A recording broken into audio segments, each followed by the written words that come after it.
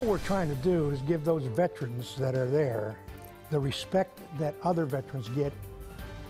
A naval cemetery in Vallejo is in bad shape, with local veterans calling it a disgrace. The city wants the Fed to take it back and fix it.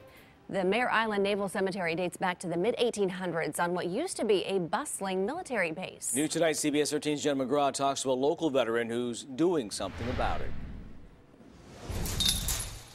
Tucked away behind these gates lies the oldest military cemetery on the West Coast, dating back to 1858, and it's showing its age.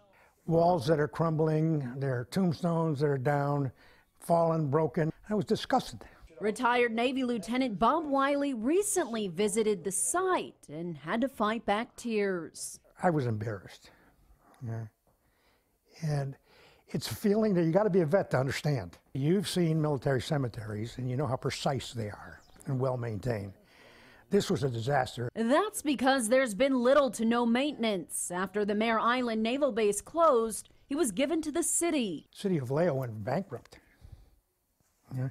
So they didn't have the resources to be able to maintain the cemetery. Willey says it's a disgrace to those buried here, including the daughter of Francis Scott Key, who wrote the Star-Spangled Banner, 3 men who were awarded the Medal of Honor, and hundreds of others. Willey and 2 other veterans, one from Vallejo, another from Washington, D.C., went straight to their legislators to do something about those disgraced grave sites. Finally, their voices were heard. We put some significant pressure on them. Through the efforts of Willey, Colonel Nestor Aliga, and Colonel Ralph Parrott, lawmakers have introduced legislation that would transfer the cemetery from the city to Veteran Affairs to be maintained under a national act. All we want to do is treat the veterans the way the government says they should be treated.